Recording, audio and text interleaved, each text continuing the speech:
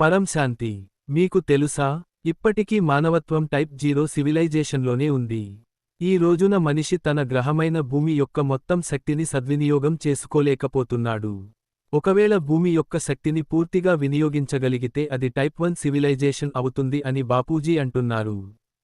Type 2 civilisation అంటే, మనిషి సూర్యుడి శక్తిని పూర్తిగా వినియోగించగలిగితే అదే టైప్ 2 సివిలైజేషన్ అవుతుంది. టైప్ 3 అంటే, మానవుడు లేదా ఆత్మ, గెలాక్సీ యొక్క మొత్తం శక్తిని ఉపయోగించగలగడం. టైప్ 4 క్లస్టర్స్ ఆఫ్ గెలాక్సీస్ను ఆత్మ కంట్రోల్ చేయగలిగితే, అప్పుడు ఆత్మ యూనివర్స్ దాటి ప్రయాణిస్తుంది.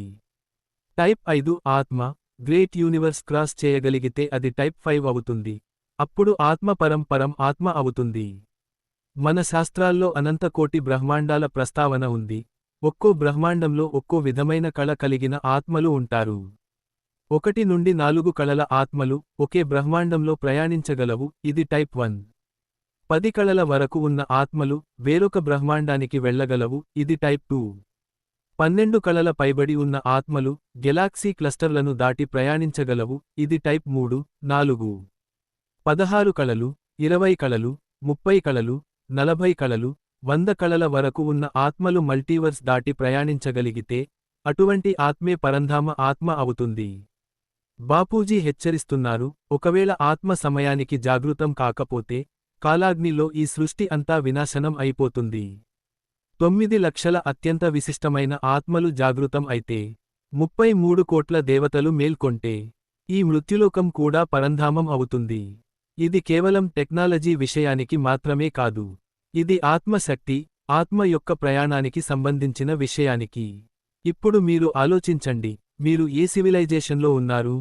టైప్ 0లోనే ఇరుక్కుని ఉన్నారా? లేదా ఆత్మజ్ఞానం యొక్క ప్రయాణం మొదలు పెట్టారా? బాపూజీ చెబుతున్నారు, ఆత్మజ్ఞానమే మోక్షద్వారం.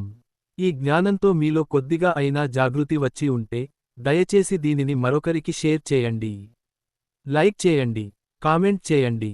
ఎందుకంటే ఒక్క షేర్ కూడా ఒక ఆత్మను రక్షించవచ్చు. బాపూజీ యొక్క పూర్తి వీడియో లింక్ డిస్క్రిప్షన్లో ఉంది. జ్ఞానాన్ని పంచటం అనేది సేవ. జ్ఞానమే శ్రేయస్సు. బాపూజీ మిషన్తో కలవండి. మృత్యులోకాన్ని పరంధామంగా మార్చండి. ఇప్పుడైనా చేయండి. మీరు చేయకపోతే ఇంకెవరు చేస్తారు? ఈ సమయం అమూల్యమైనది, దీన్ని సద్వినియోగం చేసుకోండి. మీరు మేల్కొనండి, ఇతరులను మేల్కొలపండి. పరం శాంతి.